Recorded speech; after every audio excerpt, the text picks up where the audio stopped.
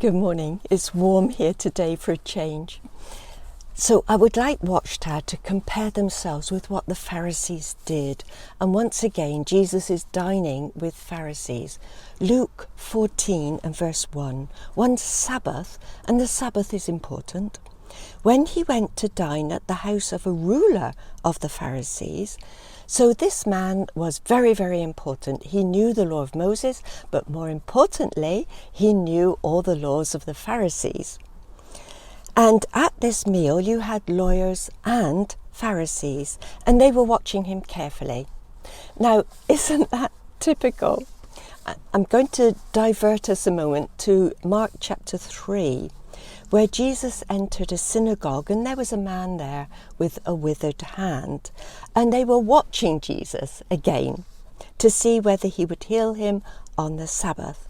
Jesus, knowing what they were thinking, said to them, "Is it lawful on the Sabbath to do good?" They didn't answer.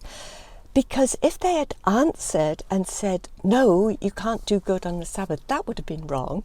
But they also wanted to catch Jesus out for healing on the Sabbath.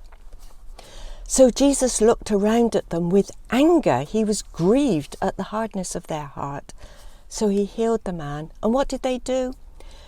The Pharisees went out and immediately held counsel with the Herodians against Jesus, how to destroy him. They are so wicked. Back to Luke 14. So they were watching him carefully. Because there was a man at this dinner who had dropsy. Now Luke uses the medical term, and it's when someone has fluid on the lungs, a horrible disease. And Jesus says to them, once again, "Is it lawful to heal on the Sabbath?" And once again, they don't answer. They don't want to incriminate themselves. So Jesus heals this man, because if he hadn't, this man, the fluid on his lungs would have drowned him. Knowing their wicked thoughts, Jesus says to them, "Which one of you, having a son or an animal that falls into a well on the Sabbath day, will not immediately pull him out?" Now, what a good illustration, because the man with dropsy would have drowned. He was in a well of his own bodily fluids. Of course, the Pharisees, if they had a child or even an animal in a well, they would pull him out, whether it was the Sabbath or not. But did they learn? No. Jesus was trying very hard to help them understand what the Sabbath was all about.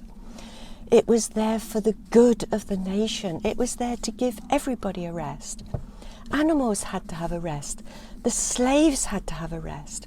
And the Jews themselves could not be materialistic and work all the time. They needed spiritual guidance as well as physical things. They didn't understand what the Sabbath was about. So going back now to Luke 11, because once again, Jesus was dining with a Pharisee. Verse 37. A Pharisee asked him to dine with him, and so Jesus goes in and reclines at the table.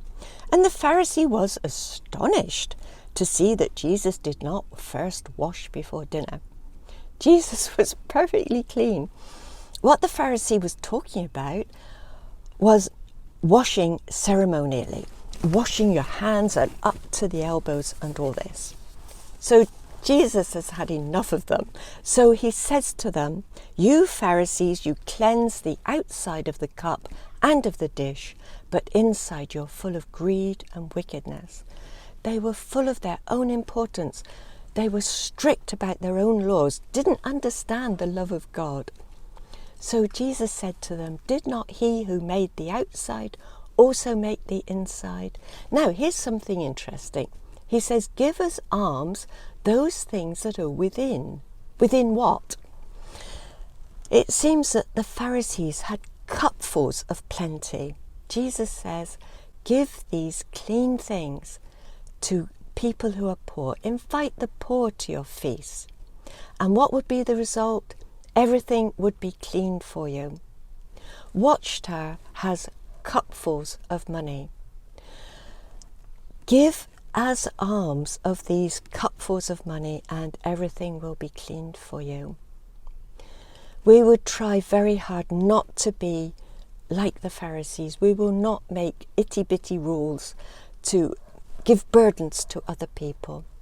We will try and do, as Jesus said, not only give if we have plenty to help other people, but to give of our knowledge of the kingdom, to give people hope, and to look kindly upon people we might regard as sinners.